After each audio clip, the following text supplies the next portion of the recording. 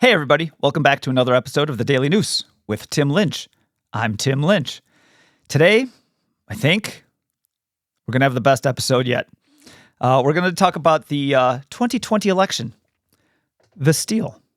I know you're probably thinking, Jesus, there's only a couple of weeks from the 2024 election. Why are we talking about the 2020 election? Well, you know the saying, for those who don't know their history, they are doomed to repeat it. So I will give you a little spoiler here. Donald Trump won the 2020 election. Now, I know what you're thinking. No, he didn't. Biden's in place.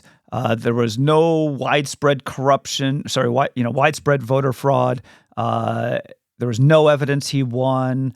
All the cases were thrown out of court. And frankly, that drives me nuts. So first of all, the cases thrown out of court, none of them were thrown out based on merit. They were thrown out because reportedly Donald Trump had no standing to file the cases, which is somewhat interesting because I think he's probably the only one that would have standing to file those cases. The other thing is people will say, oh, there's no evidence. Oh, there is a shitload of evidence. There's even proof that voter fraud occurred. And I'm going to talk a little bit about it. Now, I am not going to bring up every single point of fraud and ballot stuffing and whatnot that I've ever seen across the years since it's happened. That would take hours. But I'm going to touch a little bit about them.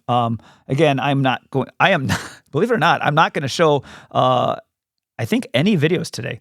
I'm going to talk about things. For example, I will talk about the fact that we have absolute proof that dead people voted, probably a couple times in Chicago.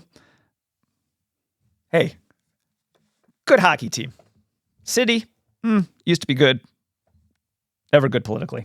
All right, so, dead people vote. I'm not going to talk about the corruption involved with the Dominion voting machines. There were whole documentaries about how easily they can be manipulated over the internet. I think it was HBO or Max or HBO Max or whatever that did a whole documentary about that before the Biden-Trump election in 2020. That one doesn't get as much talk these days anymore for some reason. I am not going to show you any of the videos of people illegally stuffing multiple ballots into ballot drop boxes. You can only drop off one ballot that you need to put in for your mail-in vote. You can't put in tons. So I'm not going to show you that. I am not going to show you the videos, although if you get a chance to go back and watch them on your own, Stephen Crowder and his Mug Club group did fantastic work. I think looking at voter registration rolls in Michigan. I want to say it was Michigan. Could have been Texas, but one of the two. I think it was Michigan. And showed that on the voter registration rolls, the addresses where people were supposed to be living did not have those people living there. They didn't live there. They never lived there. And in some cases, there wasn't even a domicile there. It was just the middle of the street. There was no house or apartment or anything. And then interestingly enough, they actually followed up on that after that video came out. Magically, those addresses changed in the voter registration rules and not in the way it's supposed to follow protocol. So he actually called up the governing agency and asked, hey, is this typical? Do are voter rolls updated in the middle of the night on I can't remember the day, a Wednesday, and actually no, they're supposed to be updated. I think it was like once a week on the same day every week, and this was done at a completely different time, totally out of protocol. So yeah, check out that. He did great work with that. I won't show the videos that hopefully some of you have seen in some of the counting rooms in Georgia, where supposedly the voting was done. And the Republican and Democrat counters went home. And then a couple other people who stayed behind all of a sudden pulled out whole Pelican cases of votes to then start counting anew. Now, it's interesting because, one of the things that was a little tough about doing this show is when you try to start when you try to search some of these things, all of these search engines are very left and progressive. And so, should you look up voter fraud, for example, all they give you is 18,000 hits about how voter fraud doesn't exist. So it takes a little time to dig through and find these things. But one of the things that they said was, initially people had said briefcases of ballots were brought out, and they said, well, that's false. They weren't briefcases. They were Pelican cases. Okay, I think we're missing the point. The other thing is, initially it was said that the people were told to go home, and they were actually never told to go home. It's like, right, but they were told the vote counting was over. So that's like being at work, and you're done with your job, and then you sit at your desk until your boss comes around and says, you can go home now. Okay, that doesn't happen on the adult side. When you're done, you just go. When you're told your work's over, you just leave. Okay, so very nitpicky and completely misses the point. But yeah, massive votes were brought out in the dead of night. And I don't know if this was the same counting location in Georgia, but this was also Georgia. This was at State Farm Arena, I believe, when for 4 hours, the vote counters were evacuated because apparently right above them there was a big water main break and they had to get out. It turns out that was a lie. There was no water main break. Apparently what happened was if they're not using that State Farm Arena where they need tons and tons of people, they shut the water down. And apparently when they did that, there was some urinal that was slightly overflowing. So that's like saying, oh, my toilet's overflowing, which would actually be more than urinal. We got to evacuate the house. So again, there's all kinds of evidence that voter fraud occurred. Detroit, when they started boarding up the windows and putting placards on the windows so you couldn't see what was going on in there. Again, you can go, actually, I was going to say you can go look up the video on your own. Sometimes it can be hard to find. The last thing I'm going to bring up, which I think will get into a little bit more of the meat of what I'm going to discuss, are the down ballot votes. So for those of you who don't know this, one of the arguments about voter fraud was that there were all of these votes for Biden on the ballot, right? They would check Biden to be president, but then none of the down ballot elections were checked. So for example, when you get your ballot, at the top is who's running for president. Boom. But then after that is whatever other races are occurring on that given day. So you vote for president, you vote for, let's say, who's running for Senate, maybe a representative or two. Maybe you have a medical examiner, a comptroller, a dog catcher, whatever. And those are all considered down ballot people. And so there were, again, tens of thousands of ballots for Biden that were just cast for Biden with nothing else on it. No one else down on the down ballot. Meaning that, look, when you got to get a lot of votes out fast for your president, you just check the president and you move on. You don't waste time with the down ballot stuff because you don't care. But why am I bringing this up now? One, I've actually kind of always wanted to do a show about the evidence behind the steal in 2020. Again, it's hard to look up, so it's hard to go back and find all of these things. But when I was on X, I saw a post that summed up a lot of things really nicely, and I wanted to use that as a starting point. So I'll show that, and this is from Real Robert with a bunch of American flags, and his handle is @real_RobN, and this is what he wrote. And here is the greatest election theft in United States history. A side note, greatest theft we know. Georgia, plus 96,000 mail-in ballots cast, but no record of ever being returned. Pennsylvania, 766,000 mail-in ballots cast, appeared out of nowhere. Arizona, 733,000 mail-in ballots cast, just vanished into thin air, unaccounted for. Michigan, 100,000 mail-in ballot applications falsified at Governor Gretchen Whitbag's, Whitmer, if you want to know, Gretchen Whitbag's own election headquarters. And the last one, Wisconsin, 64,000 plus mail-in ballots Xeroxed by fired Wisconsin Election Commission Executive Director in the back conference room of Milwaukee City Hall Room 501 for the November 3rd, 2020 election, all in favor of Joe Biden. Now, you might just say, well, okay, you throw a bunch of numbers. How is that proof? In that post, he has a bunch of videos that you can see. Again, I'm not going to show you, but it supports everything he shows. I will go into one in particular, and that is Georgia. But if you go back and look at those numbers and look at how the election turned out. So in 2020, reportedly, Joe Biden won Georgia by 12,000 votes. Well, 96,000 unexplained mail-in ballots. 96 is greater than 12. Pennsylvania, reportedly, Biden won by 82,000. That had 766,000 fraudulent votes. Arizona, 11,000 to 733,000.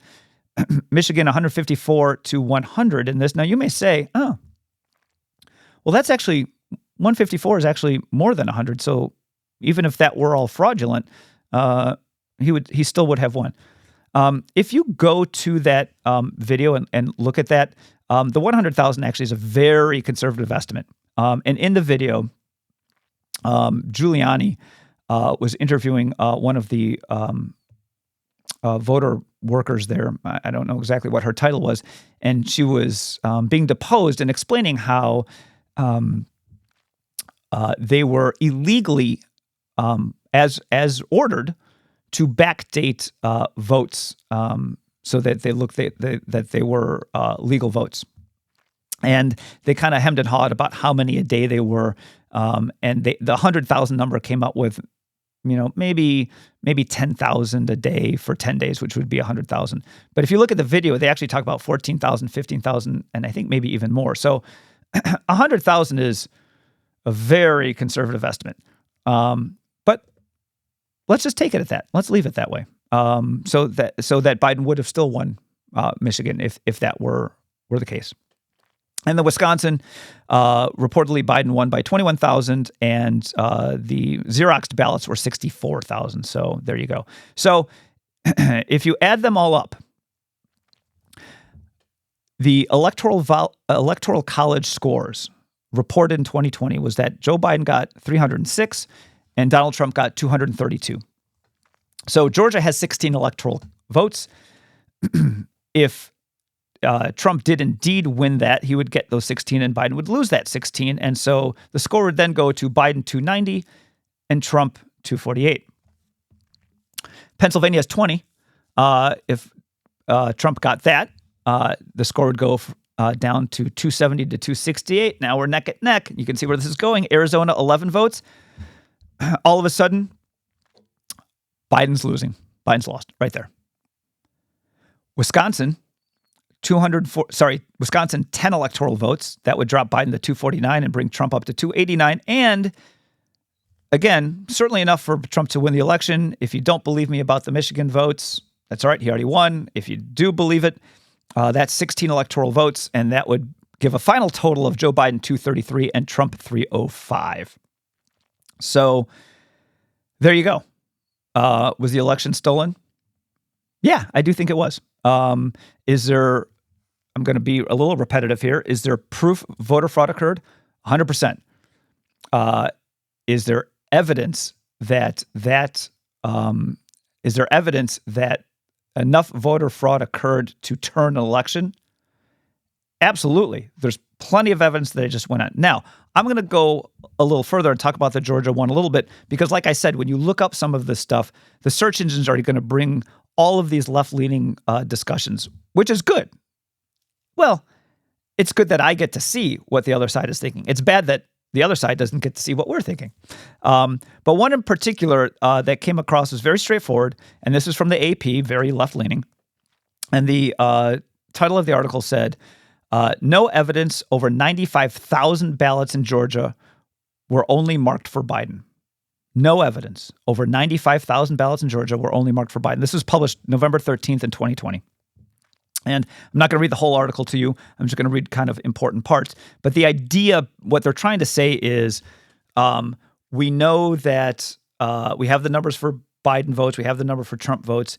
What we can't tell is if the down ballots were not voted for, or the down ballots were voted for the opposite person.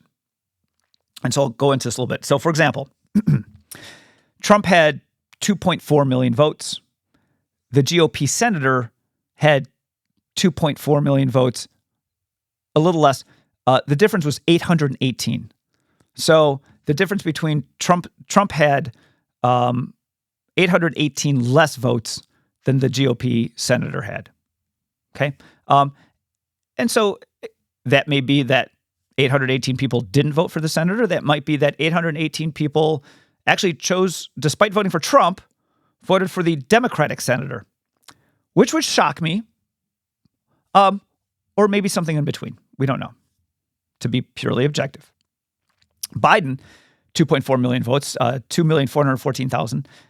The Democratic senator, 2,318,000. That difference was over 95,000 votes. 95,000. So again, we don't know technically if 95,000 people who voted for Biden voted for the GOP senator, which again seems very strange, or 95,000 people didn't vote at all, or some combination in between.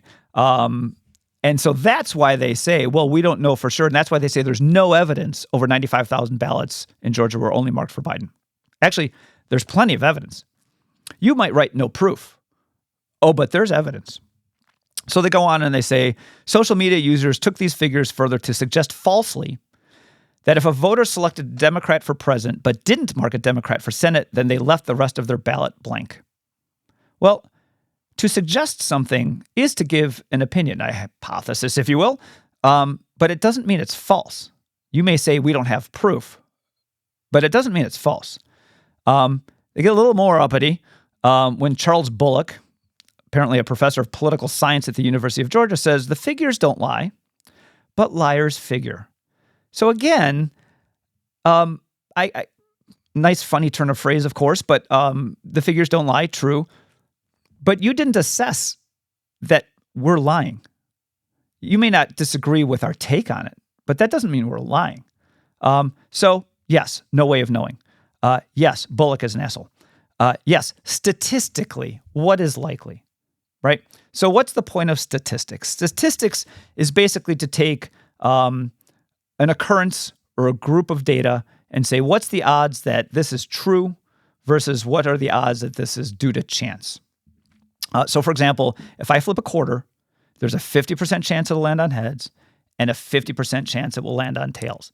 Now, if I flip it 100,000 times, you can almost bet the bank that it won't land 50,000 times perfectly on heads and 50,000 times perfectly on tails. It'll be around there, but it's going to be off a little bit because chance occurs in nature. So we're okay with chance, but it's got to be in the ballpark. If, for example, I flipped it 100,000 times and 98,000 times it landed on heads and 2,000 times it landed on tails, could that happen due to chance? Technically. But come on, there's no fucking way it's going to happen that way. That's absurd. And that's kind of like what we're looking here. So you look at the people who voted for Trump, and 818 people didn't vote for the GOP senator on that same ballot. So Biden, you would think, would be around that, right? So maybe it's not 800, maybe it's 1,000. Maybe it's 400. I don't know, but it should be in the ballpark area statistically. So if someone's got 800 on one side and someone's got 96,000 on the other side, that's crap. That's fraudulent. And so why is that 95,000 number interesting? Well, let's go back. So if we go back and we look at Georgia, how many mail-in ballots were cast but no record of ever being returned? 96,000. Fascinating. So proof? Yes. Evidence? Oh, yeah. That election was stolen. So now, Um, Another thing that annoys the crap out of me, and for those of you who know me, I have a whole list. But along this topic, let's talk very briefly about January 6th. So if you go to any news outlet, even a lot of conservative speakers, they will tell you about this armed insurrection or this coup. So very easily, it was not armed.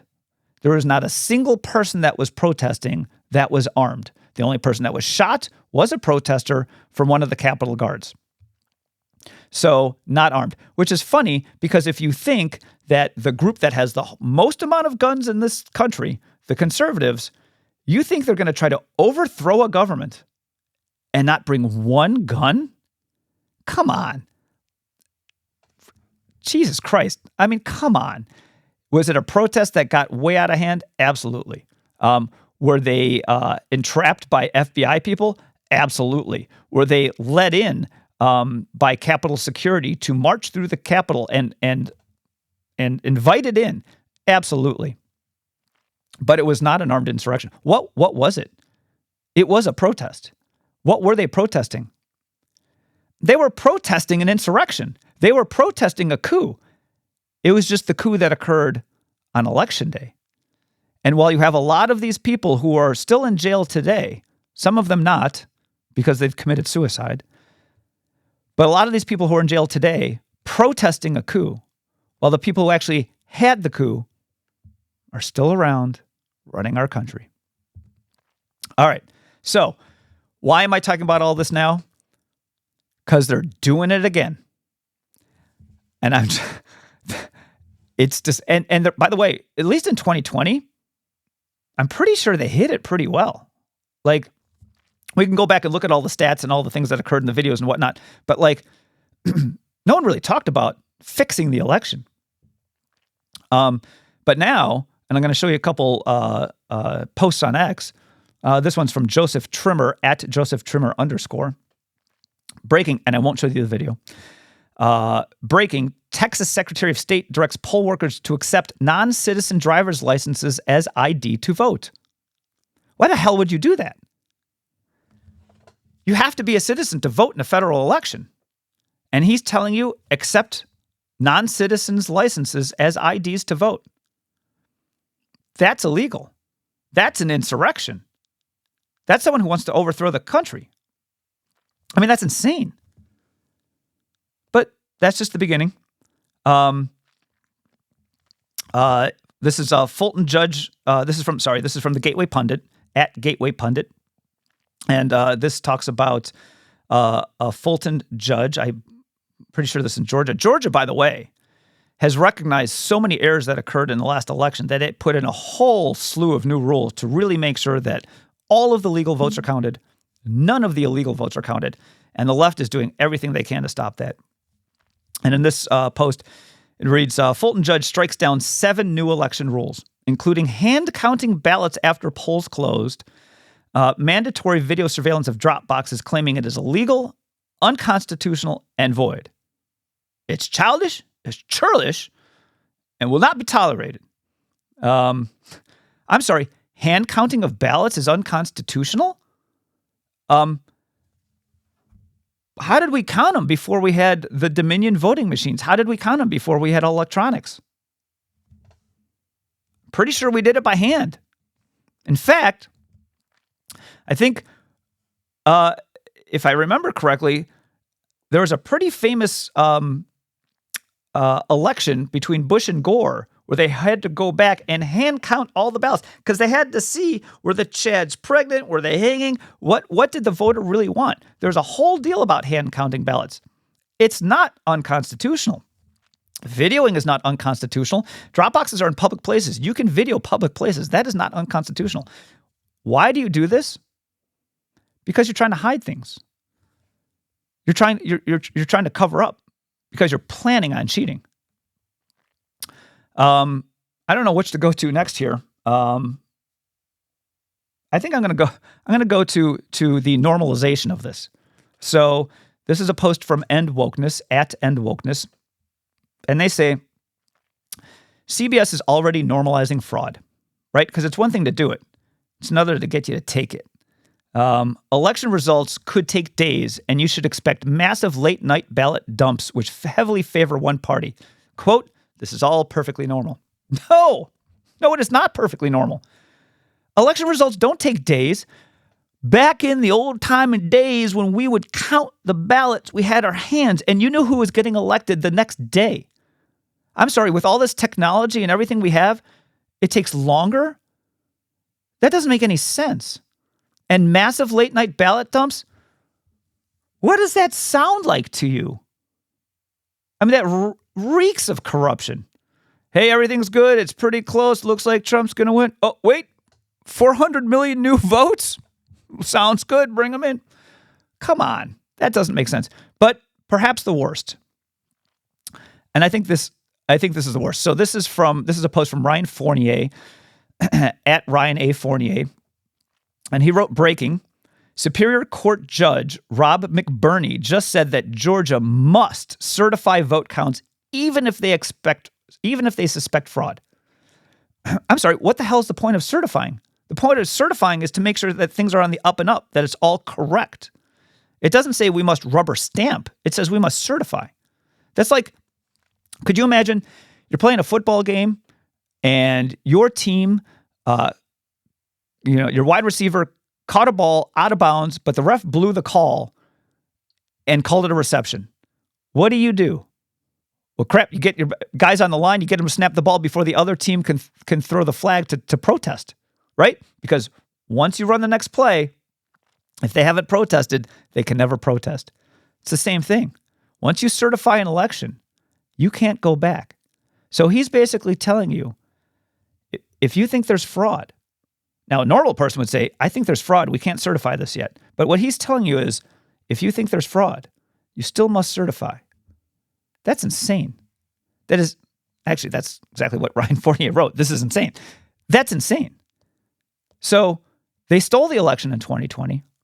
They're trying to do it again because, frankly, I mean, look at 2020. Was there any way Biden was going to beat Trump? Sleepy Joe, Basement Joe? I mean, the guy had nothing, right? I mean, that was ridiculous. Kamala Harris, she's even worse. God, word salad? Jesus, she has no policy. She has no ability. Everyone hates her in her own campaign. That's why they all leave. And she, as she told you, I do everything Joe did. Well, that sucks. So no one's voting for her unless they're super big into abortion. Because she certainly doesn't have any policy. So, and if you look at the polls, obviously Trump is clearly running away with this. The only way Trump is not going to win is if they steal this election. And as we've shown, they're doing their damnedest. So that's where we're at. Hell of an ending to the show, huh? I told you it was going to be the best one yet. Thanks for watching. If you liked it, hit the like button. Please subscribe to the channel. Hit the notification bell so you never miss an episode. Please share this with everyone else. I love it when you do. If you don't like this, please leave a comment. I think we need to discuss. One of the things that I see all the time as I'm researching this is the other side's thoughts. I think anyone watching this would want to hear people who disagree with me, their take on it. So please leave a comment. Please send it out to other people. Please return. Thanks for joining us. I'll see you next time. Have a good one.